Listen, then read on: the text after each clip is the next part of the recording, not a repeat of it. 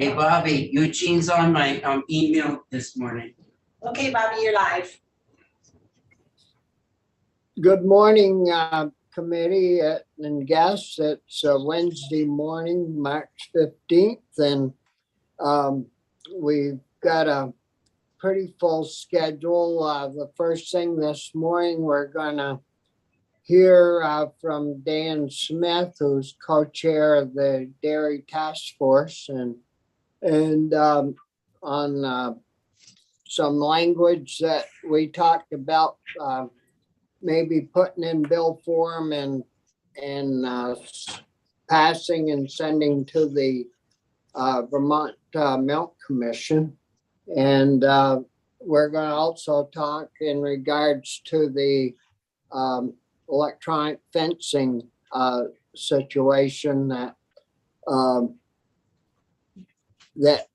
we talked about last week. We were in town to see about moving that forward. So I guess, Dan, if you'd like to get started on your presentation on the language changes or on the task force report, be glad to hear from you.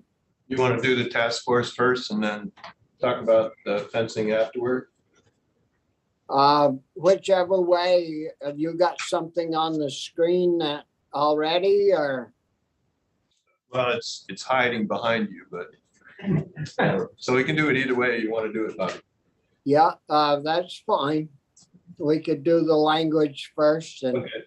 and maybe I can't see everybody in the room, but I think we all know each other, so we don't need to introduce ourselves. So may as well get started and use our time Okay. as good as we can. Linda and I didn't practice today, so hopefully it'll just work.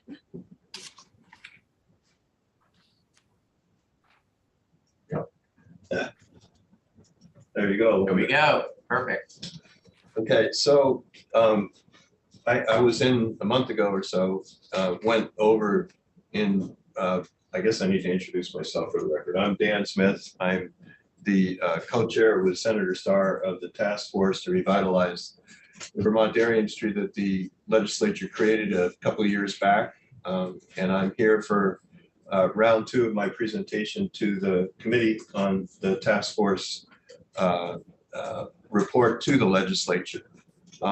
So the task force was comprised of, or is, it's still, I don't know, I guess it just went out of business. Yeah. Bobby and I were the co-chairs, Senator Brock and Representative Marcotte, Representative O'Brien, legislative appointees, Heather Darby and Jackie Folsom and myself were the non-legislative appointees. So it was quite a broad cross-section and you know, great different viewpoints. It was very helpful to work with the group.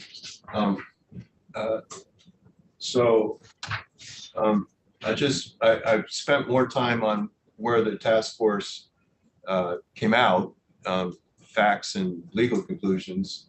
The idea today is more to go over the draft language.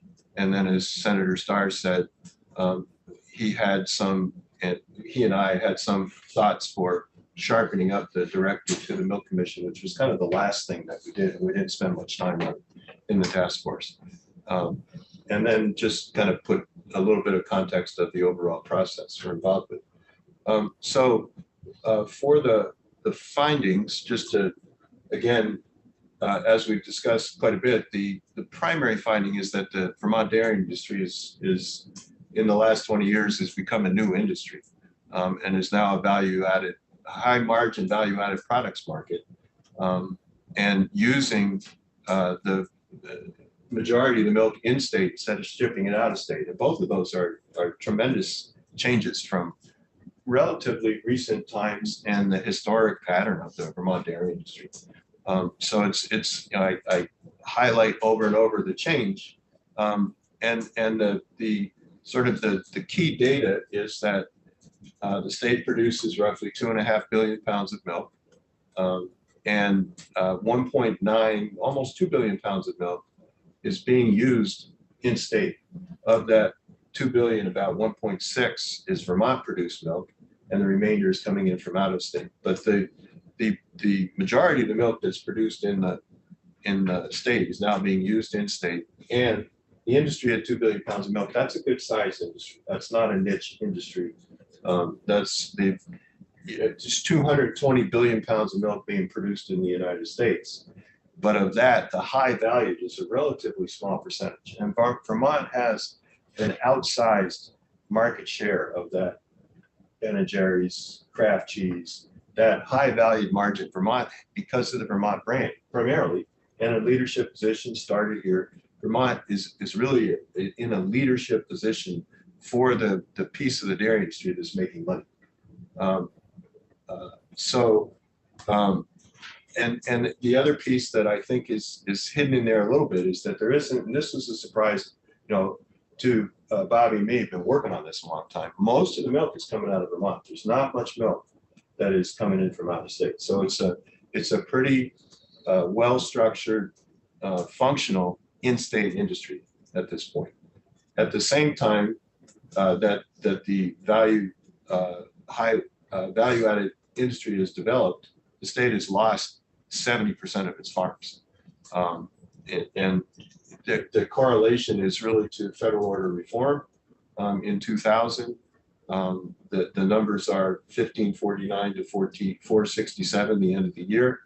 And as you folks have focused more, and this is a big change in the landscape from when the task force started, the loss of farms has now hit the organic industry as well.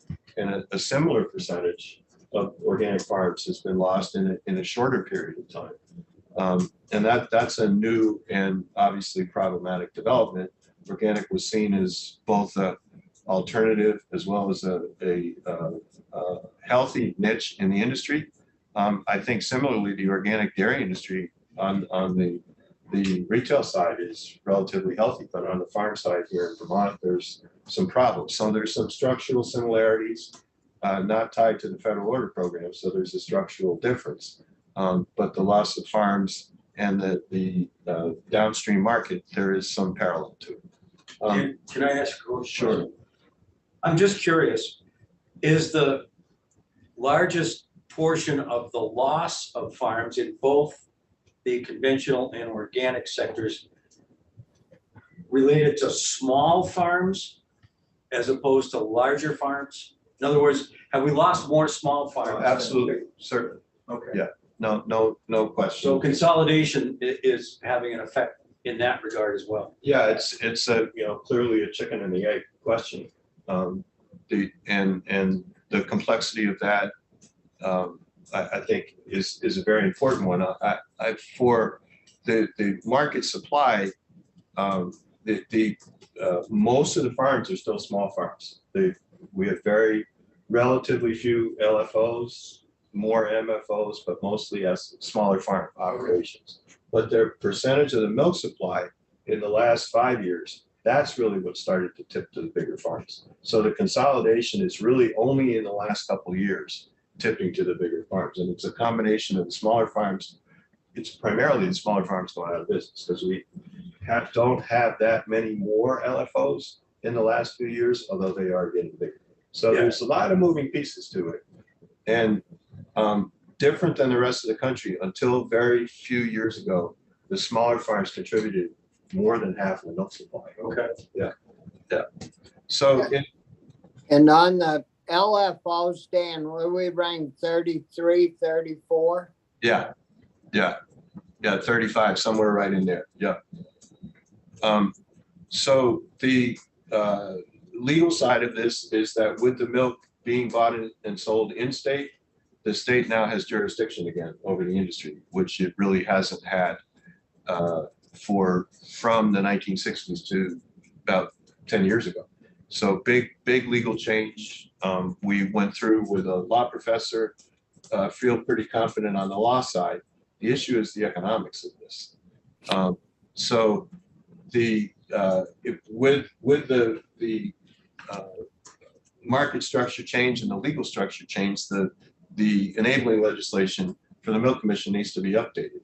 And at the same time, since the Milk Commission hasn't really had the capability to do anything in a regulatory sense for a number of years, there are a lot of changes to milk market regulation that aren't in the statute. So the task force spent its time and energy on that, and hanging out there is the primary economic issue that the Vermont industry, although it's using the raw milk in state, selling the finished products out of state. And that it's because of the small population, relatively speaking. You have an industry in New York State, tremendous population, tremendous production, tremendous processing. There's a lot of consumption in state, same with Pennsylvania. Most of what Vermont produces goes out of state. So it's not a legal issue, but it is an economic issue. If you regulate the price of milk in state, what does that do to the sales of the product downstate? And then with that impact on the sales of product in state, how does that then affect the in-state businesses? Translation, if you raise the price of cabbage cheese downstream, are you going to reduce sales of cabbage cheese and defeat your purpose of making the agri-market farmers better off? So that's kind of where the task force left off. And that issue is a pivotal question for whether the Vermont Milk Commission can affect the problematic, volatile, and insufficient producer prices. But until you take a look, you won't know. What we are doing here is only one step in that of trying to figure out what's going on. You're enabling, if you pass this, you will enable the Milk Commission to take a look and figure out what's going on. And even if they take a look and figure out what's going on, that doesn't necessarily mean that they'll come up with a solution. So it's a protracted process. And I'll go into that a little bit more because that's kind of where we are. So I wanted to leave some time to talk about fencing, but I couldn't help myself. I took this slide out, I put it back. The industry is making a lot of money in state. I mean, it's a thriving industry. While we're losing farms, the industry is thriving and growing, and has a significant both direct and indirect economic impact. I was listening and driving into a story on the projected tax revenue from cannabis. So it's $136 million in state taxes to dairy, and the projection on cannabis was, I think, 12 million or 18 million. So I mean, it's a big industry. So and producing a lot of jobs, a lot of money, and growth as an industry. So I couldn't help myself. That chart, Dan, you just showed us, is that Vermont numbers or national numbers? No, that's just Vermont. As people know, I have a checkered history with IDFA, but I do commend their website to you. It's this IDFA up in the right-hand corner. They break down each state, Bobby. You can see, yeah, and it's very accessible. And there's a lot of detail in behind this one page, which is in my prior presentation. So there's a lot of good data on the impact of the Vermont dairy industry that IDFA has put together. And I made a presentation to the Milk Commission. They were really interested in the transition of the state. So I for those who may or may not remember, I was the executive director of the Compact Commission in the late 1990s. So I had the actual audited numbers in front of me.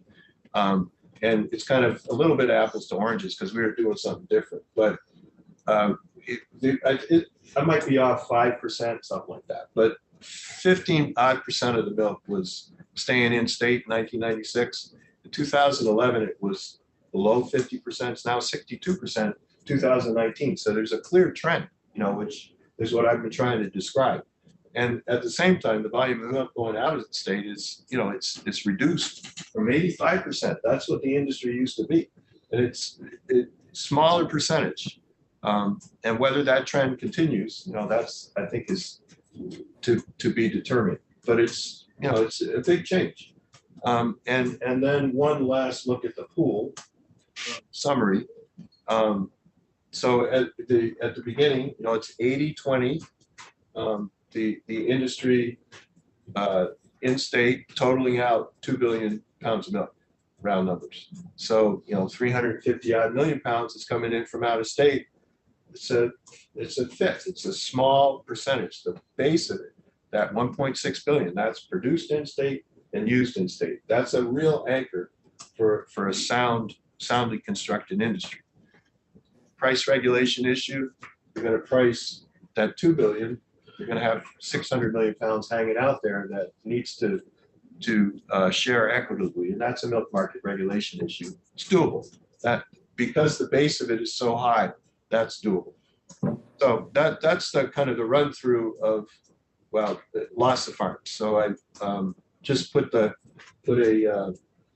numbers together, just, and it's quite, you know, quite striking what's happening in both it's not conventional on the left side. There are organic farms that are pooled under the federal order. So don't think conventional and organic. It's the pool supply, which is the commercial dairies. That's the, you know, exclude the farmstead farms that aren't included in the federal order. They're not shipping to a plant. They're making their own product on farm. There are a fair number. There's not much milk, but you know, 50 to 70 of those farms are not in that tally, and some of those are organic. So some of those organic are not in that tally too. So, but there's, you know, there's 100 odd organic farms that is in the federal order pool, and my guess is that most of them, you know, there were 200 in 2012, and they were in the pool. A good chunk of them are in the pool. They're not in the pool anymore. So that's what's been lost are the pool producers. Okay, so now turning to the legislation, the milk commission statute as it's currently configured just addresses the fluid milk business. The issue of making manufactured products really hasn't been around in 100 years. The milk commission statute, there's some reference to it, but it's really just in passing. So the gist of it is to supply a supply of clean, pure milk and cream of proper quality. That's the fluid milk business. So that's the gist of the statute. So when you go back through, and you have the bill that you have has most of the provisions in chapter 161. When you go back through, which Mike and I did, you want to try to incorporate the changes into the statute in the various places where that needs to happen. So I just try to summarize. We made a lot of additions. And some of them are quite substantial. And if you want to delve in deeper and see what might happen if this is pursued, I'm happy to talk it through. But at this point, just kind of summarize and go over what I think are kind of the key things. There's really two categories. One is updating, accounting for the industry changes of the industry itself. And the second is updating to reflect changes in the business of milk market regulation. So there's the changes in the milk business, and there's changes in regulation that have occurred over the years. So, repeated over and over, that throughout the statute, the changes add language where needed to refer to the fact that the regulatory authority has to cover the manufacturing business as well. And that's just kind of a purpose, not so much specific.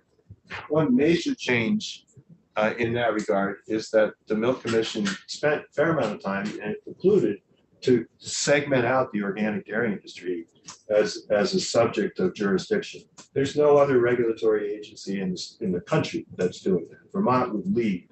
It's a problematic issue that the federal order program doesn't make that distinction. There's been a discussion about, can you make a distinction? So it's difficult to do. There's a discussion, can the DMC program make a distinction? There's no distinction in the DMC program.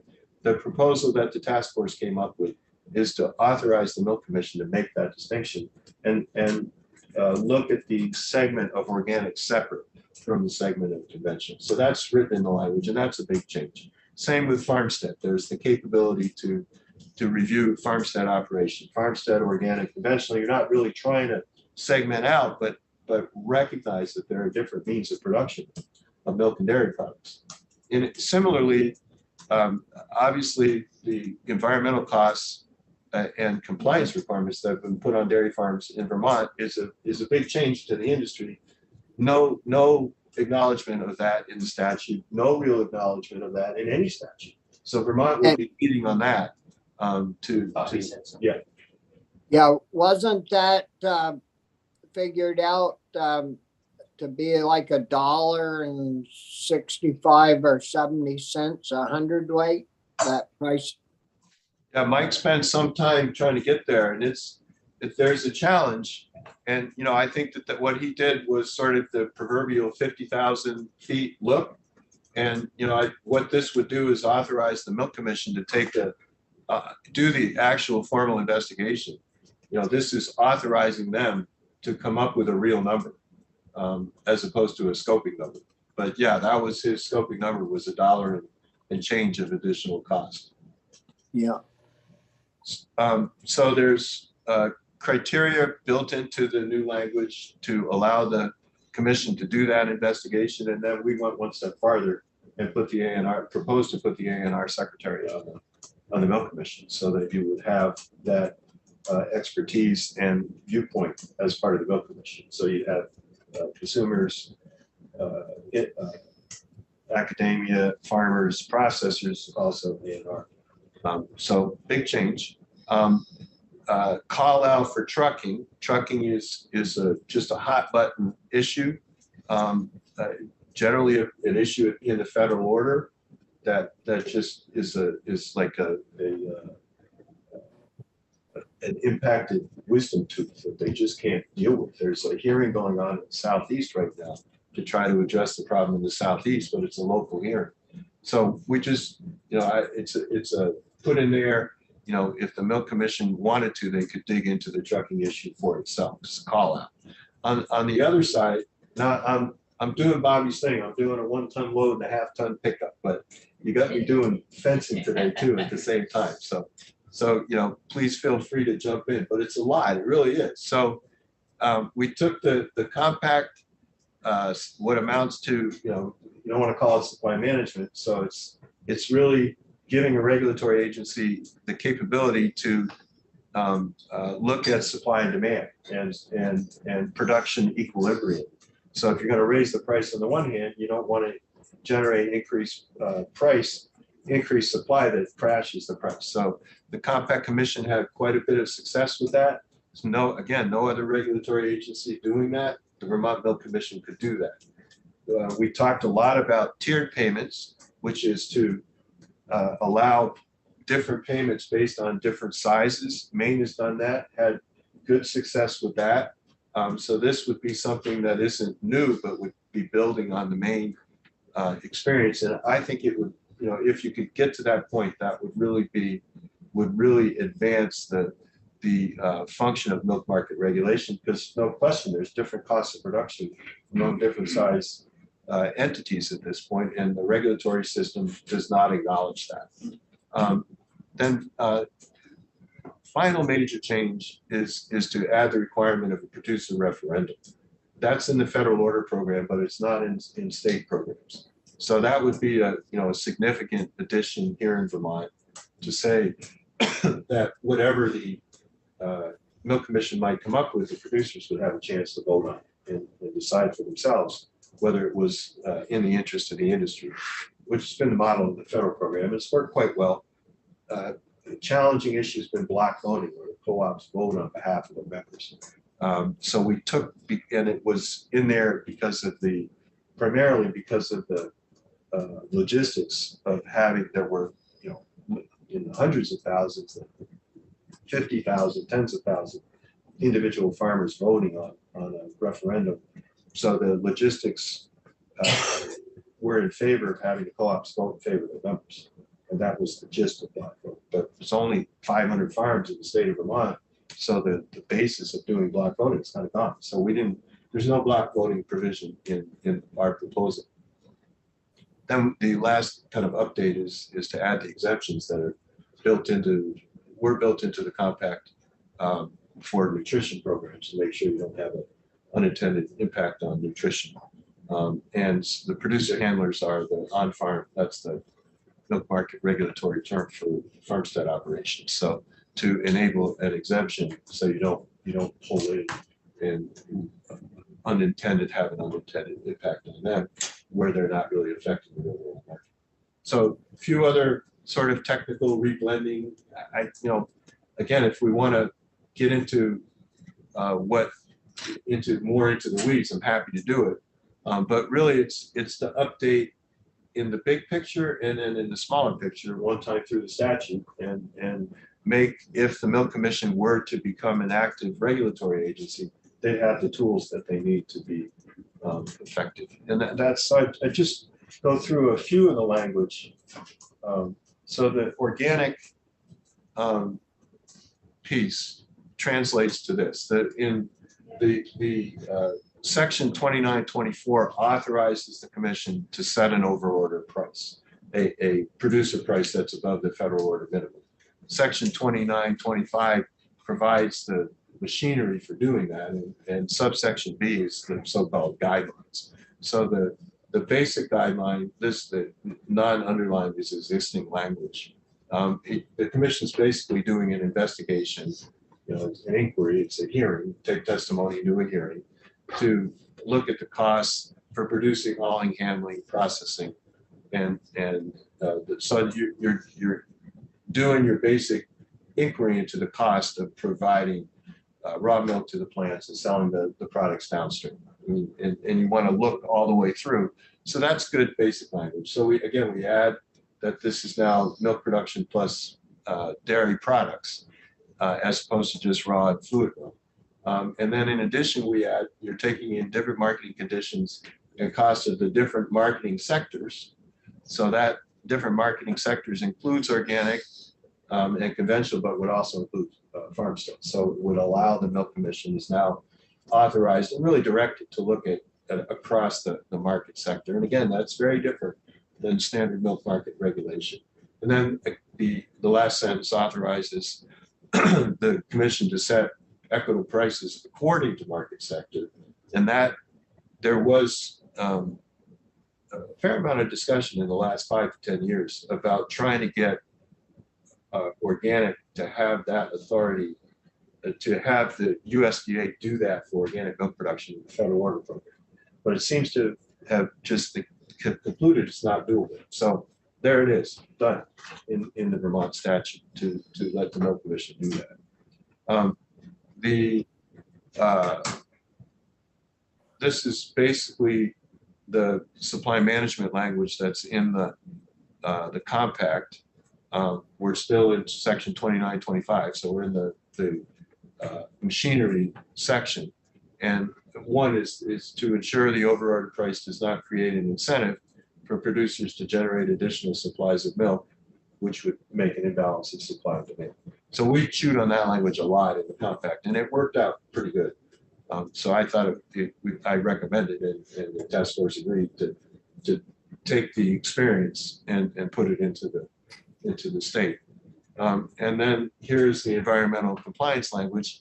I think it could be more fleshed out, but in basic terms, again, saying we added a new subsection D. One is supply management, and 2 is environmental, to assure that Vermont milk is sustainable and without adverse impact on the environment. So it's kind of broad strokes, but it gets to the basic issue. Yeah, on the previous slide, Dan, the one on supply, the years that we had the compact going, I don't think, did we have any farmers that actually had to pay money in because they overproduced?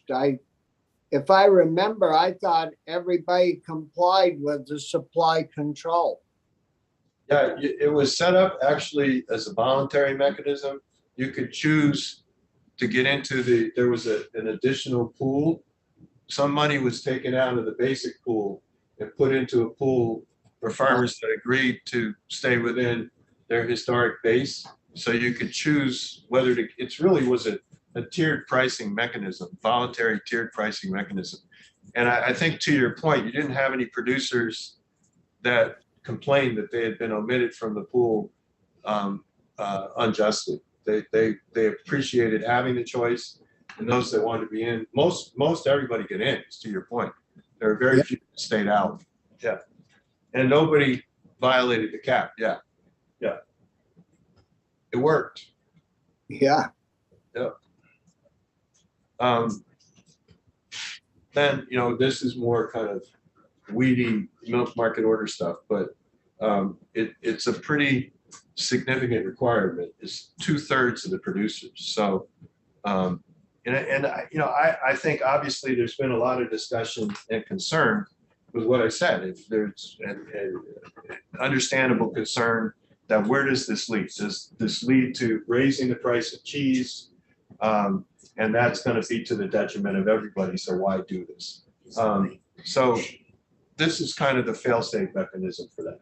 If that's the outcome of this, the producers who are selling the product that makes the cheese, they vote it down, and that's the end of the story. So that I think that the old adage, physician do no harm.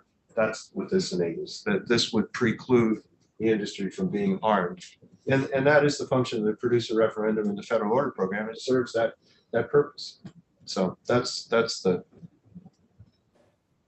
okay. So unless I'm running, so if you want me to stop running, I will. Those are the technical changes and additions. And I just conclude by saying they're substantial. They are, they bring the Vermont Milk Commission regulatory authority to a place that is unique in state regulation and federal regulation, with the capability to oversee organic as well as supply management. That's innovative. The tier program is not innovative because Maine's doing it, but to build on what Maine is doing would really put the Milk Commission with a lot of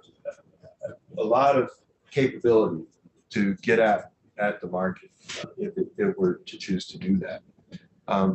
So that's what the commission spent, the task force spent most of its time. At the very end, Representative Marcotte said, "Okay, you've created this new, very capable milk commission, but you haven't told them to do anything." So at the very end of the process, we had some discussion. Do we want, you want a regulatory agency really to be left to its own devices to decide whether to intervene in the marketplace? I mean, that's basic regulatory law.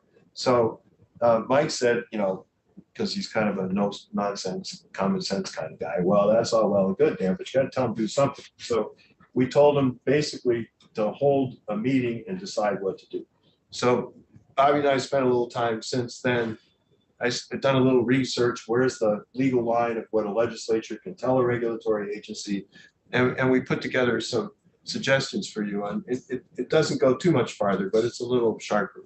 So, and then in doing that, I came up with a couple of other suggestions kind of in passing. One, this is, you guys know that statement of purpose doesn't really amount to a whole lot in the front of the bill, but in the long bill tends to be what people read. So I would just suggest you itemize a little bit more some of the changes. And I would, the issue of reblending takes up 3 lines. You don't really need that one. So I think it come out about the same length. So, just a suggestion to be a little clearer in what the bill does. Then this is a bigger suggestion. We're in chapter 161, the layout of a chapter, the initial provisions of the chapter declare the policy and purpose, and the policy and purpose is pretty outdated. So I've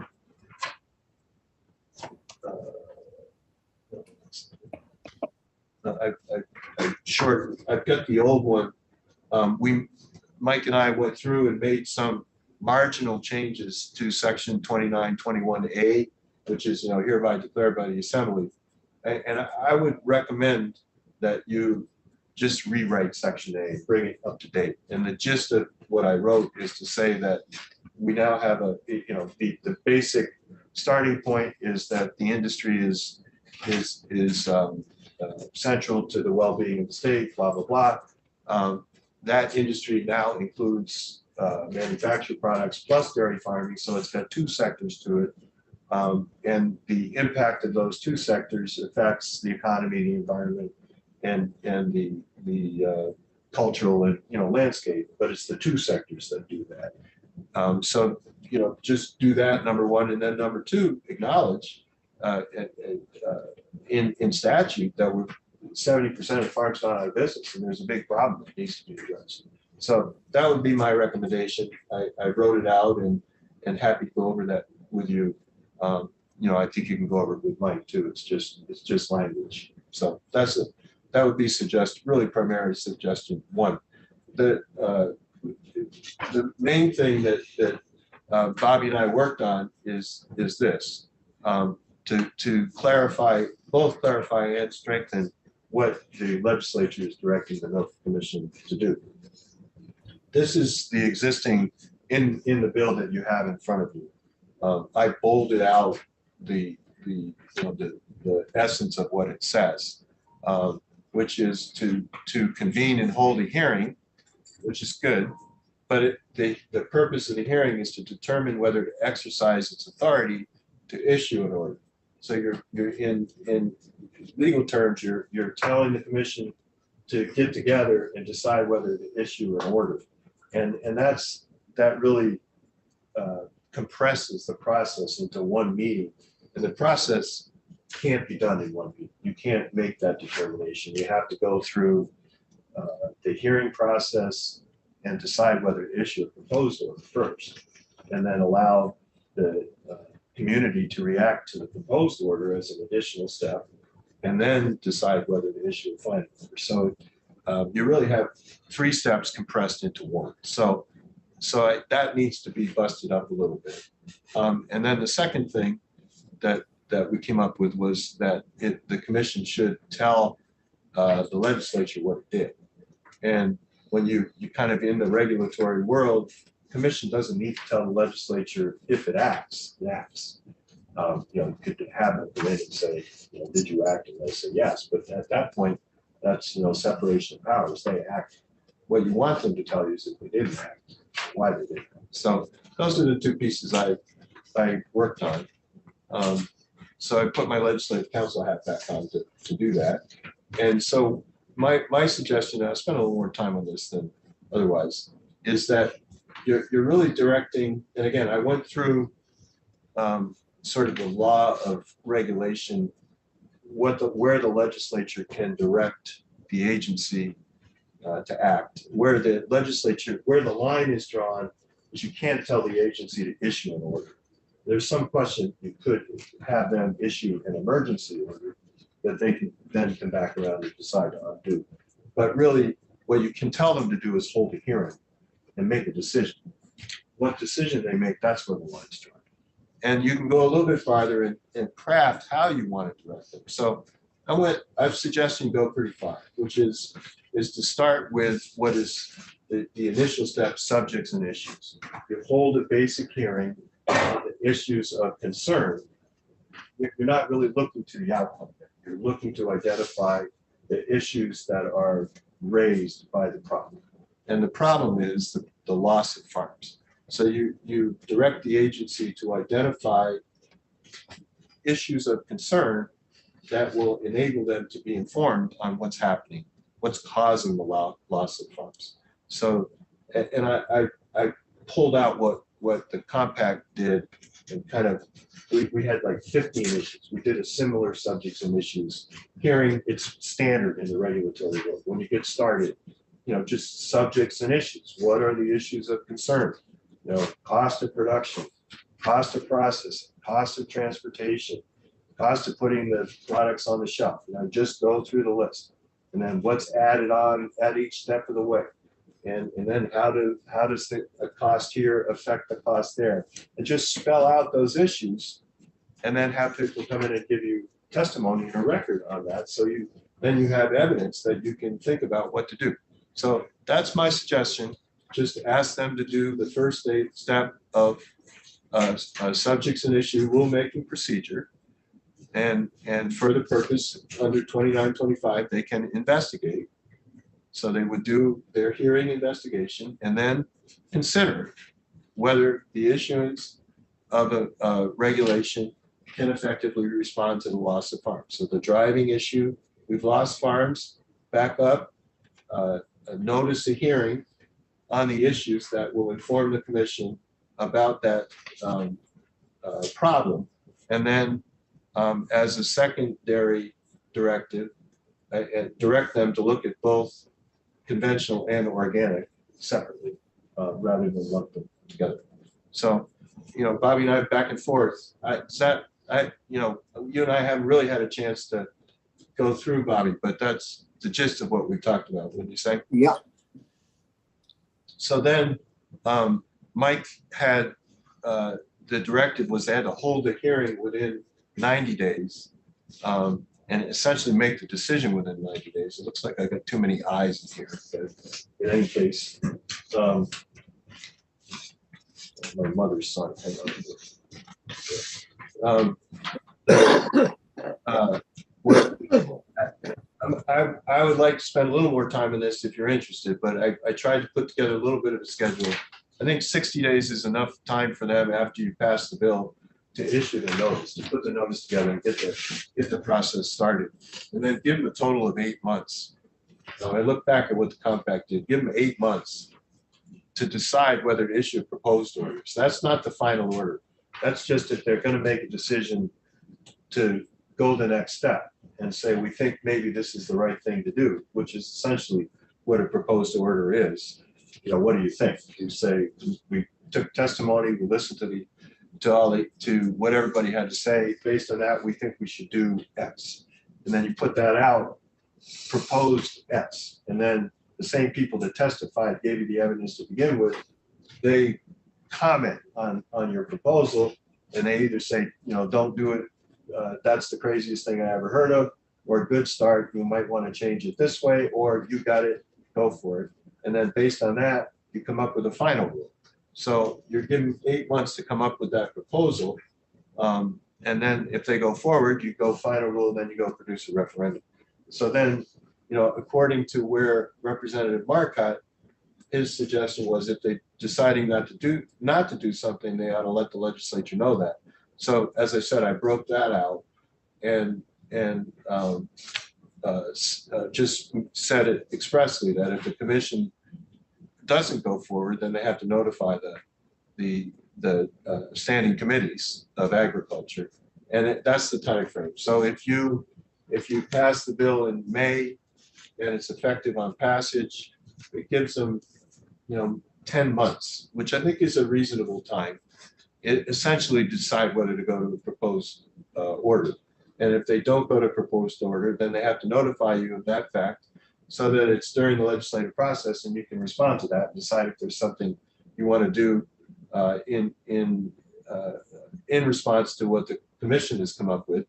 And then, per Representative Marcotte's suggestion, the commission has to provide a written report to the committees.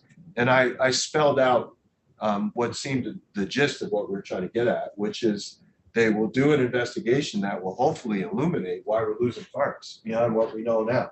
So have them tell the legislature that's the basic problem. So have them provide a detailed explanation based on all the hearing and testimony they've received on that issue. And then in addition to that, why they decided that regulation wouldn't work, which is really what Representative Marcotte was getting at. So as I said, I tried to bust out the 2 sections. That the idea, Bobby, again? Yeah, that looks like you've done good, Dan. So then you're not going to like this, Mr. Starr, but I think you got to give them some money to do this. And I know you don't like spend money, but I don't think you can have them do this on their existing resources. So, well, they do. They have got a few dollars added to their proposed budget this year already. like I said, I knew you wouldn't like that section, but there you have it. So, yeah. Any questions from committee members? Irene?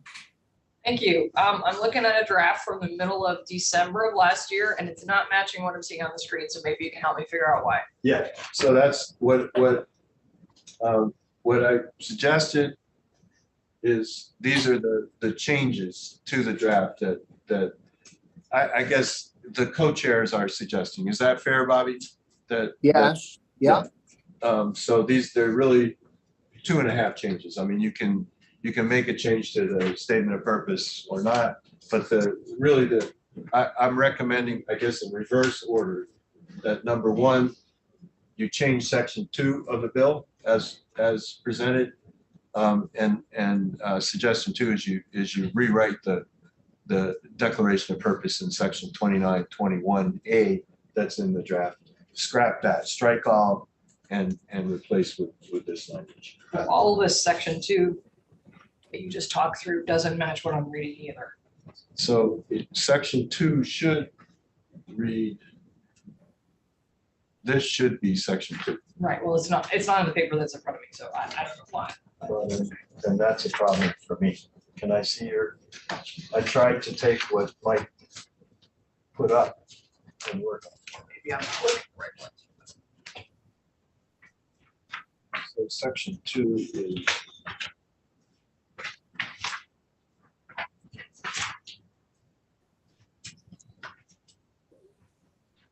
There is no section. No, it's all section 1. So I don't know what this is.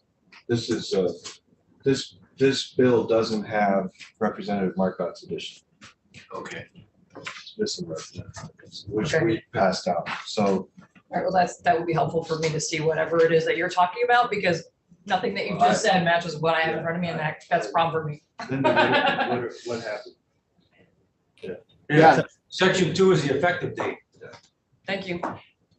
And That's all I got. what, That one I. the way that would work, Irene, is Michael would put this all into draft form and then do a side-by-side for us from what was there to the new language that showed. So then you'd be able to see both sections. That'd be great. Let me, Thank you. so. this- Any other questions? Yeah, just,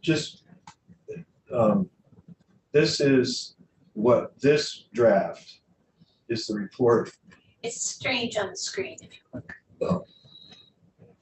Okay, so if you look at. Sometimes if you stop sharing and then reshare, it works. Okay, well, I'm gonna just ditch it, but, yes. So this is not the report, that's just a draft bill. The report has findings, what we voted out. This is the cover sheet. So what you have doesn't, This is new, right? This is like this month. no, this is from December. That's This- from December also. Oh, yeah, this was the initial draft changes, and then we made additional changes to that, and then Michael put together a draft report that has a table of contents, so you didn't get a third of what actually got Well, voted maybe on. it's posted on our website or something, but when I get handed something like this and it Yeah. doesn't mention anything, you just talked about it. They don't. Sorry. I don't like, Thanks. So I had a couple other questions. Yeah. If I'm remembering right, there's an 8-month window for the task force to come up with a recommended rule change or rule changes.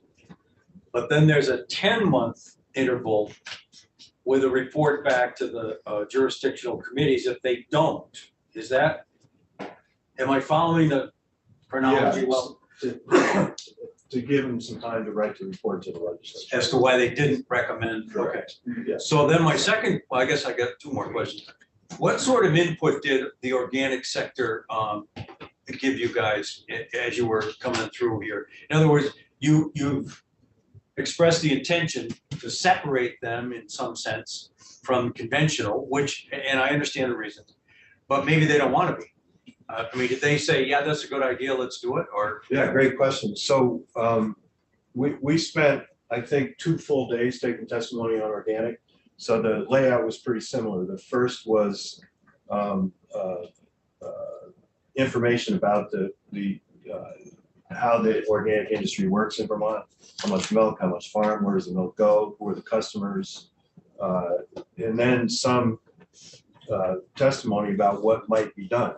And at that time, which is 2 years ago this summer, That was when there was a real interest. We're sort of in the beginning lead up into the farm bill where the organic industry was looking at asking for precisely this Okay. in the federal order program. Okay. I don't think you would hear that they would oppose this. I would be surprised if you would hear that. So my third question is, obviously Maine's already gone through this process. Can we, or did you learn anything from Maine that might help us avoid any sort of pitfalls? In other words, it's well laid out and I understand what we're trying to do, but maybe at some point over there, they said, oh, shoot, we never thought about that kind of thing. In other words, you said that they're pretty much doing what we want to do and it seems to be working. I think it's, The tiered payment, that okay. one element, they don't have a producer referendum. They don't distinguish between organic and conventional. okay, The contribution that they've really made to milk market regulation is the concept of tiering payments to cost of production. What the testimony was interesting on that, because the folks that came over from Maine testified the degree to which it has worked. And when they put up a chart, if you look at I think it's 15 states that are in the federal order 1, the loss of farms over the years, Maine is way down at the bottom. But then some Vermont dairy farmers came in and testified that the Maine farmers don't like the tier program. So, I would for sure think that it would be important if it doesn't require tier payments, it just authorizes them. So if the Milk Commission were to get to that point of considering tier payments, they have the authority, they ought to hear from everybody and come out as to whether it's a good idea and how it works. thanks. Yeah. I would just, a little history. Just from a process standpoint, and what you said, it's really what I wrote into this and proposing is an 8 to 10 month process, 8 months to go from enactment, which would be the first step, to step 2, you guys do the amendment, and then the legislature is directing the Milk Commission to initiate the rulemaking procedure, do subjects and issues. The next steps I just laid out so you can see, that's a rulemaking process. And this is not milk market regulation. This is business regulation. The Public Service Board does this. You do subjects and issues when you're doing an initial rule, subjects and issue, proposed rule, final rule. Administrative agencies, state and federal, that's the basic layout of administrative rulemaking. The additions of producer referendum, nobody else does that. Yeah. It's a pretty cool thing. So the translation to the compact, these were the subjects and issues that we it's 2 pages of it. So we put out a notice, and you start, like I said, you start at the cost of producing the raw milk, and you just work down through the chain. So what I took, I took the ones from the compact, and I kind of adapted them to what you would do if you were going to do this. So again, if we have more time, that's what I did. And you could write these right in and tell the Milk Commission, this is what we want you to look at. You could do that. And in the middle of it is the second from the bottom, the econometrics of price transmission. That's the economics of where looking at supply chains has moved to, where you're not just looking at, okay, it costs whatever, $1.50 to make a gallon of milk, and then it costs 10 cents to truck it to the store. You're looking at what's going on in the interstices. That's where the economists can use their spreadsheets, and it's really pretty pushed far along. None of that is where we came up with the idea of what we did with the compact, which was, quite different. That we didn't just raise the price. We had this counter-cyclical thing, and that was because the economists took a look. And I think it would be really interesting to take a look at the econometrics of raw milk to cheese sales. That's really where you're getting at. So, and then. So any Any other questions? No. Because we got about 20 minutes, Dan, to go on the fencing, the electronic fencing. Are you ready to switch gears? Okay, I changed hats. How do we get rid of that? I Okay, don't know what Linda's Oh, got stop. up there. I just closed it up. Okay. Oh, hi Laura. Technology. That's good. Okay, so, you folks, I listened to your discussion yesterday and essentially you were looking for, a little more information about what the pilot might look like and then some numbers. Yeah. So, I got, a page, I didn't have the opportunity to do a presentation, spend some more time trying to tighten down the numbers a little bit. Kimberly Hagan is a longtime grazing specialist, worked for Extension, has grazed herself, worked in the grazing industry for a number of years, and she's been helping me sort this out. So if we have questions, it's kind of a team discussion. Okay, Bobby, introduce Kimberly to the group, and if you want to add anything by way of introduction, feel free. No, that's good. Okay, so she and we've been working together to try to shape out what this looks like. So I think in concept, and it's partly a function of the discussion that we've had. I'm trying to be responsive to where the legislative interest in this is, and where I've been structuring what I've been doing for the Institute as an Ag Tech Institute, and see where that comes out. The Ag Tech Institute, as we talked about, is where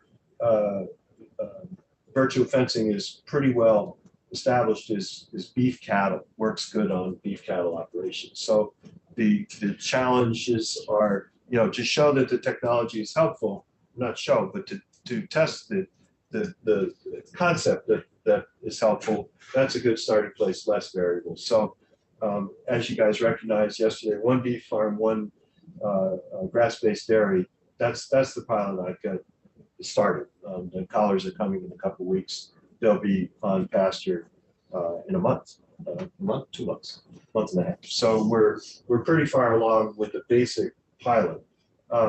If based on the discussion that we've had to advance that some, so to build that out, have which you mentioned, I have a grant application in with the Dairy Business Innovation Center. It's just dairy. There's no beef in that, just dairy. And it would be to have a few more farms and one larger farm, one conventional operation in Maine. Former Commissioner of Agriculture, super competent farm. So if I can get that innovation grant, I think we've got a pretty solid basic cattle pilot. If I get that grant, it's still a little small. So I would propose to build it out a little bit more with the legislature on the cattle side, beef and dairy. Then in addition, we think it would be useful to test out the concept of this with goats for utilities and goats for field weed management. So I have some numbers developing for that. Zinta, Making me sick. Allergic fences? No. Kidding. and so goats for utilities and weeds, and then sheep for solar farms and ski slopes. So the idea is to put together a pilot that is realistic, can't be too many, can't spread ourselves out too thin, availability of goat herders, sheep tenders, sheep shepherds. There we go. Thank you. And so that's the basic one of each really. well, we have two utilities that seem very interested in doing this. So we have initial discussions with them. And so thinking about a 2-year pilot, one utility each year, and working with the goats and knotweed in between. And similarly, over the 2 years, solar sheep operations and one sheep ski slope operation. We have a ski area that has interest in doing this as well. So we have interest. We're a little thin on sheep and goats. So the pilot, is much farther along with cattle. We have lots of cattle. The technology is kind of demonstrated, and so the others is more of a pilot for testing as the concept as well as the functionality. So accommodating that design, I ran some numbers. In round numbers, the equipment is in the $80,000 to $90,000 range. What we would have to pay the farm operators, and I think that it's a real trap to think that you can ask producers to do this without providing some compensation for a lot of reasons, but the primary reasons, it's a new technology, and there's, particularly with goats, uncertainty as to how this would work. You're putting them in a different setting than they're usually involved with, and you can't just ask them to assume the risk of doing that. So I both on the subsidy of the equipment and stipend payments, that's about $120,000 there, numbers wise, when you think about the time that's involved in tending and grazing and overseeing the animals. What's intriguing, and I thought we were kind of 2 weeks out. I'm talking to the utility, do a side by side. You can see where the savings would be to a utility. You can see where there's a cost. You got to pay your tender, but you're paying one person to 10 goats as opposed to 4 people running a chainsaw and a chipper. So, but I can't really say that the savings are there. I just haven't got that far yet. But you can see where the savings are there, similar to where the savings are on a rotational grazing operation, that you don't have to move your fence. You're doing the foam. So you start to see how this would work. Similar with the ski slope, Bobby's point up at Jay Peak, running weed whackers on a ski slope. You can see where the savings would be here. So it's really intriguing to think that there is an advance involved in this when you start to get into it. So then additional costs involved. We need our specialists. We would do our education workshops with NOFA that NOFA is game to do. Then there's a fair amount of travel involved in providing support as well as moving the animals around, and some office expense, not very much, and then some payment to me that's involved in being involved in this as well. And I'd say the meat is not really overhead. I think in the grant world, you have organizations that apply for grants, and they have basic organizational overhead that includes writing for the grants. I don't have any of that. I'm going to be with Kimberly out there working because that's what we got for staff. So it's not really overhead, and there is matching funds, some matching funds from Strolling to support this. But really, Strolling put the money up to kind of get the seed organization going. We're now moving into implementation. So got to cover some of my time so that we're not double timing this. So add all the numbers up for 2 years, it adds up to about $250,000 to do the 2 goat operations on utilities, the goat knotweed, 2 sheep solar, the 6 cattle farm, and a sheep ski slope. So you were looking for a number. That's what I've got so far. And my guess is the numbers will move a little bit as I go forward from here to to there, but I think that, my guess is that it will hold up for you. So you need 250 from the legislature, or is that above and beyond what you're? So if the innovation grant comes through, Right. that grant's for 60. So that would back it down to, yeah. Sure. And I just want to say a couple words here, just after, over a decade of working with farmers in the state, and working in the grazing world. Right up if you like. Sure. Might work a little better. You should just say Kimberly. Yeah, we Oh, have. Kimberly Hagan speaking, previously with UVM Extension as a grazing specialist. I knew about this technology about 8 years ago. I first heard about it. Thank you, Lily Jane. That's a lot, and we appreciate your efforts. Oh, okay, I don't alright. think she knew. Thank you.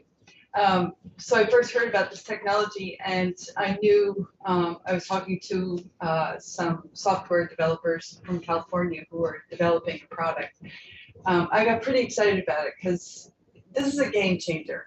The one thing that I've always felt about in Vermont farming, especially with small farms, what we can do here is we can grow grass, and we can grow it really well. And that is where we can really see a profit margin enlarge with the farms here.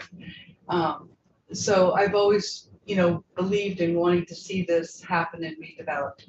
I knew it would take a while, and it certainly did, took years. But Dan did some research and found that the Norwegian company, has really developed a fine product. And I would say that, if there's any place that has similar, conditions, it's Norway. The problem with the young people that I worked with that do this, what we call contract grazing, where they take animals to another site, is the time they have to set up fencing. And you can't get a fence post in a lot of places, especially if you're going to be working with remote areas like for utility lines or ski areas. There's a lot of rock out there. So this is a real game changer. It could really make the difference. A lot of the reason people didn't get into grazing was because you had to spend so much time. I spoke with a woman this morning who does this in southern Vermont. She's based in Brattleboro. And I worked with a young man a couple of years ago. We've been talking with the ski areas for 3 years, and we can't quite figure out. They would have to get out there with a weed whacker to make a fence line, to set up their fences. By the time they do that, the cost is astronomical. So we've been working on, the conversation is ongoing, trying to figure out how to make this work.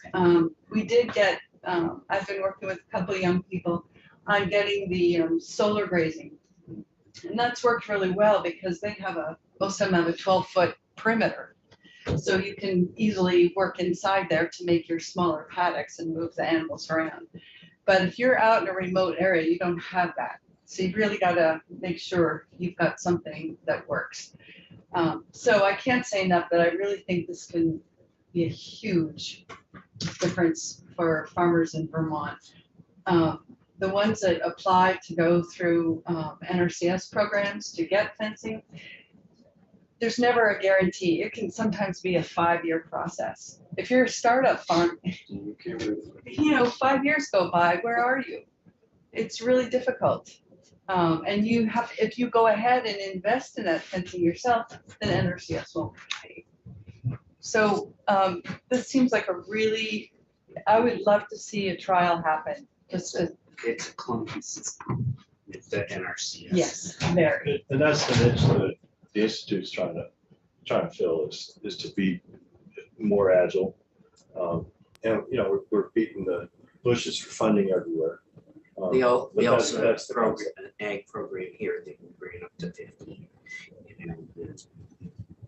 But as you know, the time it takes to put in fencing, I'm also looking at the lifespan of this. So if you install your traditional wood post and wire fencing, I've been on farms where it's probably 15, 20 years old. But also within that, expected to do, and Extension will come out and write the plan before you apply for the grant, that you are put in a position where you need to have paddock fencing within inside a larger area. Yeah.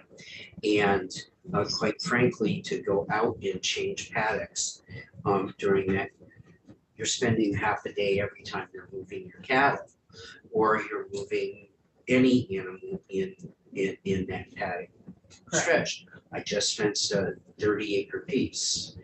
I had to set up 6 paddocks within that.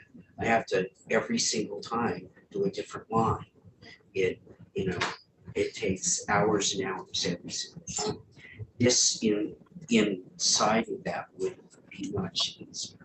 And if anything, we also learn with our changing climate, having those fixed paddocks for rotational grazing, sometimes that doesn't work anymore because we've made it gone through a dry period or a very wet period.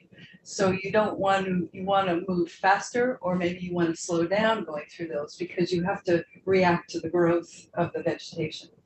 And if you have fixed paddocks, that's a lot harder to do. With this system, you can say, oh, I can't go there today. I need to put the animals here today because this is where the growth is. And this is how we do good grazing. So I can't say enough about how important I think this is. So I do have a question about that, because most of the programs that we've got now, and the fencing is all based upon soil preservation, and I'm not using the right terms, but it's about the soil, and it's about stopping runoff and so this, and you just hit a little bit about in that. One of the issues that they're most concerned with in some of the programs are knotweed. Okay. And what I would say is that every time someone comes out from these programs, they talk about knotweed, if you have any around, and what you do. I would think that it might be a great use of that. What they do now is encourage spraying herbicides. And I think if we could move away from chemicals, and goats are famous for eating everything, that might be an area where we could lead the way and show also. Absolutely. I have a couple farms that I worked with in the past where lots of knotweed had invaded the pastures, and NRCS wanted them to fence out. I was able to talk a couple of people into letting us try out a different system where I trained cattle to eat it, and there's a lot of nutrition in it actually. So what we would do is I had him scatter some good pasture seed seeds into that area. Then we put the cattle in there, they would eat the knotweed and their host would work in the seed. And over time, it turned into a really nice pasture. Yeah. So it is a really nice. But it's in the forefront of one of the areas that they concentrate on in the present programs when they come out. Yeah. And one of the only options is the spraying, or you paint the stems with the Roundup. They do have a small amount of funding. You have to cut it. You have to cut and it. spray it. And, Yes. so it's terribly labor intensive. Yes. And then you're spraying chemicals where if the animal can do it, it's, I just would encourage you to look at in your pilot, that is an area to consider. Yes, thank you. And, I had tried to find some funding a few years ago, once I knew that this technology really was going forward.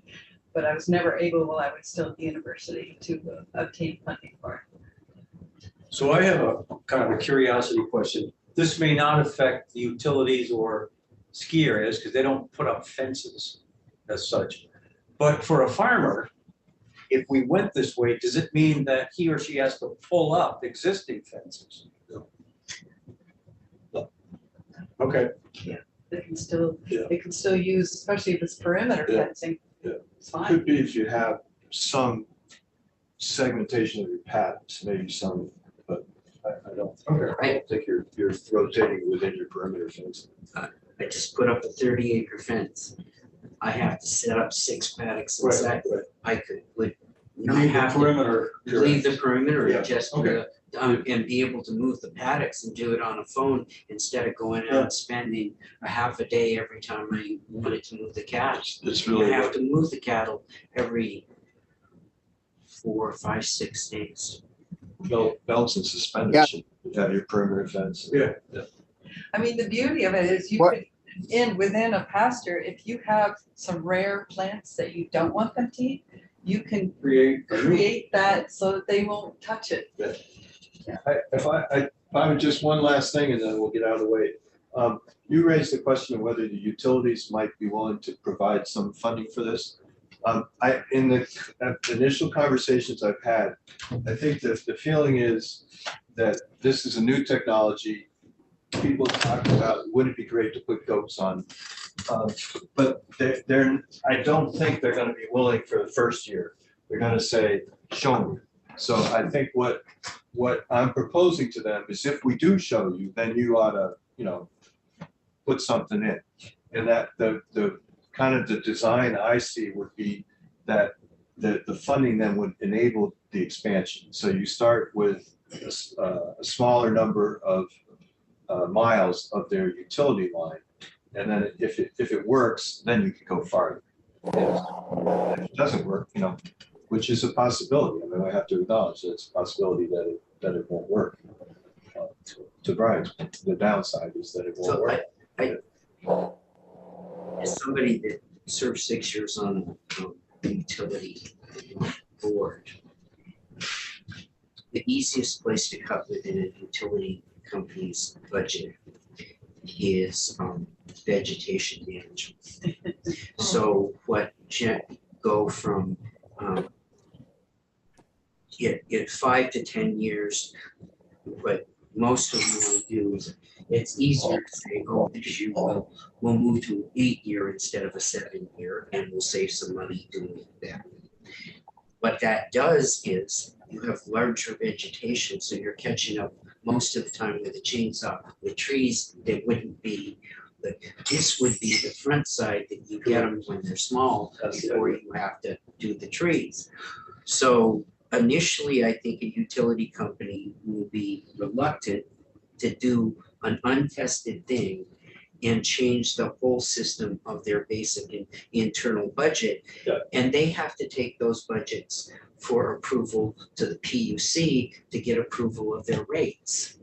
So you're making a shift totally within it. If they can take and say, our vegetation management to the PUC, we already have a tried and true test, it's going to be easier for them to make a shift within the budget. But I think Senator Renner's point is fair, that if there is savings to a utility, then it shouldn't be totally on the backs of the legislature to save the utility money. If it proves out, then they ought to buy themselves partly into the process. They should. But we got to show them that it works. Well, you not That's only fine. have to show them, but you have to show the regulator in the absolutely. utility that we have Absolutely. we have a pilot where we believe this will work, and they'll be able to, because they have to present their budget to the PUC. And there is No. data out there already. I mean, out in the western states, this has been used.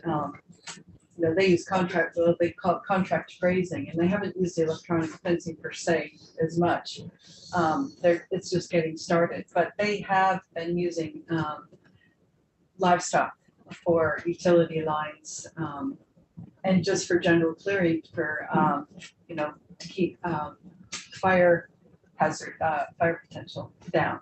And it's used in Europe as well. The governments actually pay shepherds to graze along rivers and parks to keep their costs down, their labor costs down. I was in Iowa just by dumb happenstance, and a herd of 50 goats got out. They were supposed to be keeping down the vegetation around houses for fire check, and the goats got out. They were in the trees, and it was a wild. I think Bobby's trying to get in. Go ahead, Bobby. Yes, Dan, Yeah, we've got another witness waiting to get on. And to move forward, did you have any proposed language to give us, or we'll have Michael draft up language? But it would be good because Michael hasn't sat in on many of these hearings to have maybe an outline of proposed language to give Michael. Okay, I'll need a little guidance in terms of, you know, what bill is it gonna go in and I need an example, I guess, Bobby. Can you ask Michael to give me an example or something Yeah, like? we'll talk with him tomorrow, I believe. Okay, if you can do that, then I can, certainly can put something together if I have something to work off of. Yep. Is there anything else? Because our next witness is on a limited schedule, so we need to move forward if there are no further questions. Bobby, I've just got one comment for them. Irene did ask the question because you have private people making contributions. Within that overall budget, could they, what do you have for private funding versus the 250 that you asked for? And could we formally get a budget kind of in print? So if there were further questions from the committee, people could ask. Yeah, sure. A time frame is the only, I didn't realize we were on this expedited time frame. That's all. I mean, I've been working on a task force issue and it was. We are gonna be. Well, asking. Dan, we don't have to get this done this week. I mean, the only thing crossover does is it guarantees that the other body will take your bill up, but we work closely with the House Ag Committee, and I don't foresee that being a problem, in the future if we don't get this over to them till, 2 weeks. I mean, I've never gotten too excited about, the other committee not taking your bill up because you don't make it over there by a certain day. Well, the other thing, Bobby, is if the money is in the budget, we could always add some language that this committee recommends in the budget. Yeah, so we've got different avenues that we can take. When I give you numbers, I just want to make sure they're good numbers, Well, I think Irene asked the question, and I think other people ask the question, what's we need the plan, but we also, if there is private donations, people are gonna ask, Sure. is there? Sure. Okay, anything else? If not, thanks, Dan, and is it Laura that's with you, Dan? Kimberly. Good. Mr. Chair, could we take a 5-minute break? Well, Mike, are you with us? Oh, I'm sorry. Yeah, I forgot he's on a timetable. Okay. Good morning, Senator. Yeah, that a 5-minute break would be fine if they need that. That's for sure. Would that work? Yes. Yeah. Okay, we'll